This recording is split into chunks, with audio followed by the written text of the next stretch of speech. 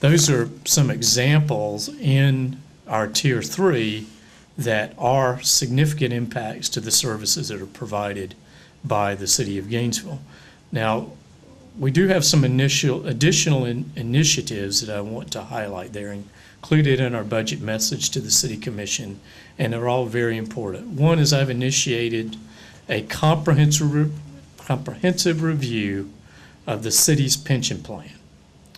We read in the newspaper, you see articles on TV on a regular basis now, regarding the concerns that cities and states have over their pension plans. And we have similar concerns, but it's a long-term issue, and we need to approach it, how we look at that issue, really with a very thoughtful and analytical approach. We have asked our actuary and our financial advisors to conduct a comprehensive review of our pension plans, looking at everything from, what is the appropriate contribution rate for employees and the city, to whether we should, make changes and perhaps for new employees go to a defined contribution plan rather than a defined benefit plan, and looking at the inputs that go into how a pension for an employee is calculated. This review will take a while. We anticipate the review being completed in January of 2011. Then we'll bring a thorough discussion to the City Commission in the spring of 2011 so that they can make decisions if there are any changes that they want to recommend, many of which will have to be negotiated with our various organized labor units to discuss during the FY12 budget. We're continuing to streamline the levels of management and leadership that are provided to our organization. Some of the highlights that you'll find in our budget recommendations include that we're deleting or eliminating the Department of General Services. The functions within the Department of General Services, which include our fleet maintenance function, our capital vertical construction unit, and our facilities management function, will all report directly to Assistant City Manager Fred Murray. Mr. Murray will continue to expand his role, and will have direct reporting relationships for all of those functions. We're reducing the number of command staff in the Gainesville Police Department. For fiscal year 11, we'll be reducing 2 lieutenant positions. Thankfully, both of those positions are vacant. And then for fiscal year 12, we anticipate reducing 2 more command level positions, and we are hopeful that through attrition, those positions may also be vacant by fiscal year 12. We're consolidating the number of divisions within Parks, Recreation, and Cultural Affairs. We currently have 3 divisions. We'll be consolidating to 2 divisions. So we've been able to do this with a little bit less pain because of our voluntary separation programs that we put into place this year. 2 of the 3 individuals actually retired this year, and so rather than go back and fill 3 positions, we'll fill 2, combining some of those functions. One thing I'd like to say, and I think that all of us need to hear this in a time when we're looking at reduced revenues and some uncertainty about what our expenditures for services will be as a city, is we actually have a very bright future as a city.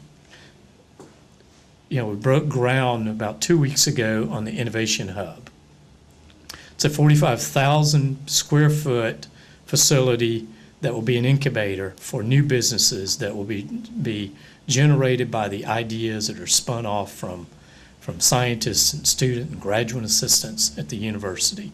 We've already seen the success of the incubator, GTech on the east side. This will be a new incubator to complement GTech. With that 45,000 square feet, there's expected to be over 1 million square feet of new space built on what is now known as the Alachua General Hospital campus. That 1 million square feet will be 1,000 jobs. It will be new ideas and new revenues that will come into our community. In addition to the Innovation Hub and Innovation Square, the city will be developing our power district. There's a 16-acre piece of property right beside the Kelly Power Plant that the City Commission has designated will be a place for bioscience and technological growth for businesses and new ideas. That will start next year, and that will also allow for over 1 million square feet of space to be built there.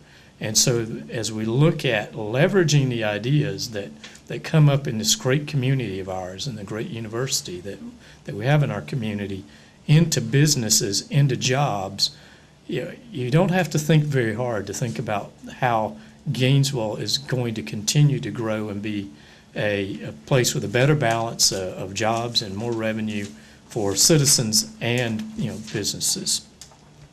And then finally, on a very specific note, the City Commission approved the expansion of Butler Plaza this year. That was a major expansion. That will be new retailers, new jobs, new places for our husbands and wives to spend money. And, it will be but it also adds to our tax base.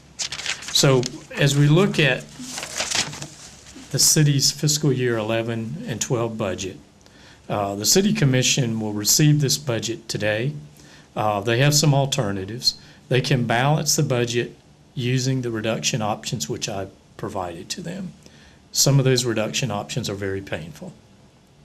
They also are considering the adoption of a fire assessment.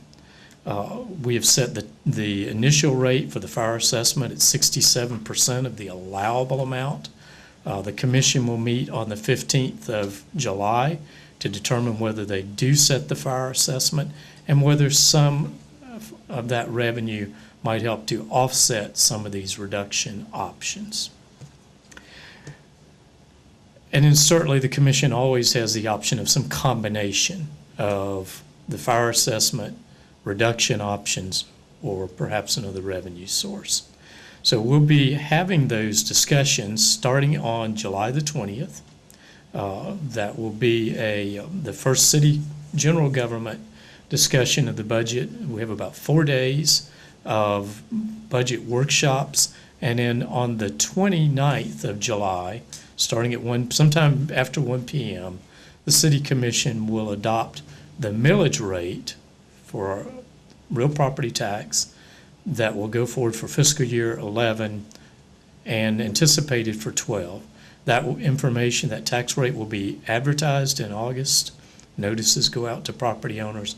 They'll set the final millage rate in September of 2009 or 10. So it will be a time when we certainly would welcome input.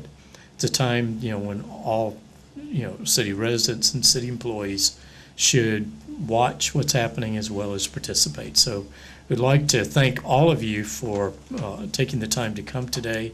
I will take now a little bit of time for some questions. Chad? How many folks did take the city up on the involuntary separation program?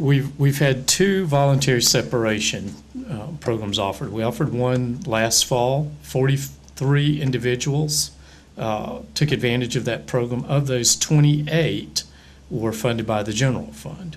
And then we had another round this spring, and about 30 individuals have taken advantage of those early separation incentives.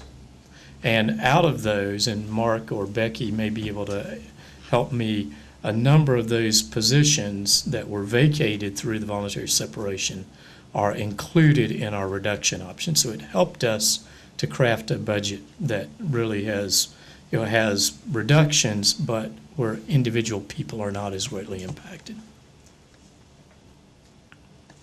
Yes, Robert. This is, it's in bold, so I'm assuming it's important. And the county, following the county, they're also looking at fire assessment. How disappointed will you be if the city commission does not pass that? Quite. As you look at the reduction options, we see Tier 1 is damaging. Tier 2 begins to hit more direct services to individuals in our community. Tier 3 is very harmful to our organization and to the services that are offered by the city.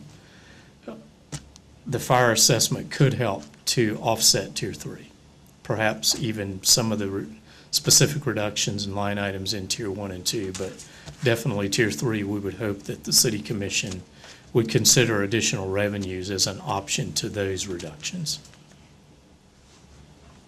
At 67%, how much would that raise?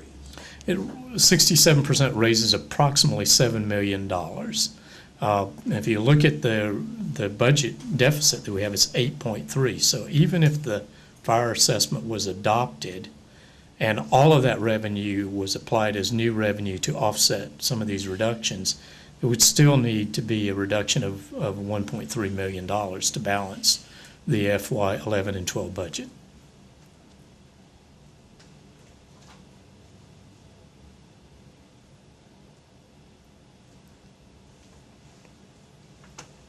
All right, other questions?